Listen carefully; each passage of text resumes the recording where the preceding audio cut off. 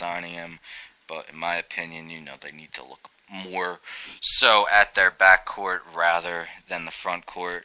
But Noah still can be a very good player in this league, number 2 on the list. And number 1 on the list from the Atlanta Hawks, Kent Bazemore, turns 27 on July 1st, standing at 6'5", weighing 201.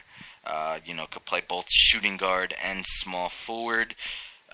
Entered the starting lineup for the Hawks this past season with DeMarre Carroll moving on to the Toronto Raptors. Played very well for Atlanta, surprised many. In 75 games, 27.8 minutes per game, 11.6 points per game, 5.1 rebounds, 1.3 steals. Was a very good three-point shooter, 35.7%. When he took it inside the three-point line, he also shot well, 50.2% on two-point shots. But even offense isn't his forte. He's just a very, very strong defensive player. A guy I see, potentially making an all-defensive team, within the next couple seasons, if not next year. Of course, that depends on if he re-signs with the Atlanta Hawks or if he signs with a team, that gives him a starting position, allows him to play 30 minutes per game. Bazemore has proven that he deserves a starting position, mostly as a shooting guard, as I mentioned, can play the 3 as well, though. He's also going to be a guy I could see making $12, $13 million a season.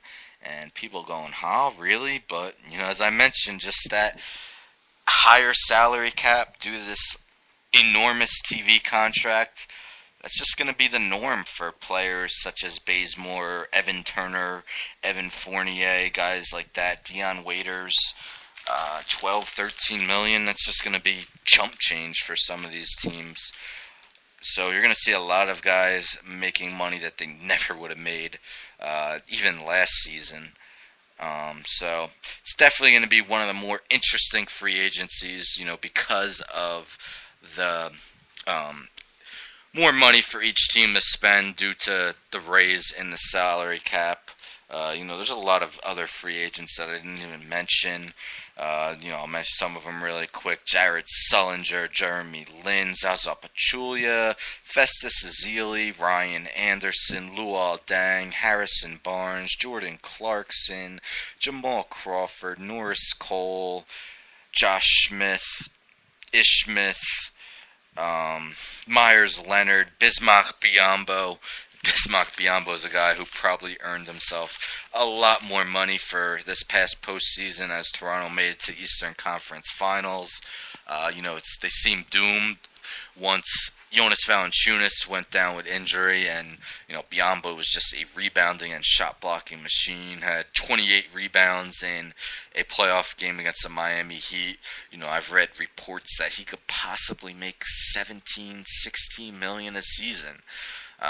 Which seems like a lot for a guy who isn't much of an offensive player, but, definitely earned a lot more money from his play this postseason, especially when Valanciunas went down with injury. So a lot of key free agents on this free agent market, as I mentioned, not a lot of big names, other than Kevin Durant. Dwayne Wade will also be a free agent, but odds are he's going to stay in Miami. July 1st will be a busy day for pretty much every NBA team. Can't wait for it as a huge NBA fan, as well as the NBA draft. I wish my Knicks had a draft pick. They don't. Rumored to be looking to buy a second-round draft pick, though, which is better than nothing. So I'm hoping Phil Jackson pulls the trigger.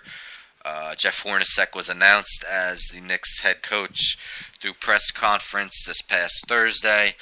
Definitely looking forward to seeing the Knicks this year, as Hornacek is much more of a run and gun, coach, up-tempo offense, shoot threes, when given the chance. Should bring excitement to the Garden again. And, I believe he's a coach that could definitely help fulfill Kristaps Porzingis' potential. Of course, after his great rookie season, sky's the limit for him, and I believe Hornacek could help him reach his full potential over the next few years. So we'll see. July 1st, not too far off NBA free agency. That will about do it for episode number 71 of Real Sports Talk with Kenny Kluska. I thank you all for listening. In 2 days from now, I will be yet another year older. So once I go off the air, I may just look into old folks' homes. It's about that time. Getting up there in age, gotta start looking. Anyhow, birthdays haven't been fun since 21.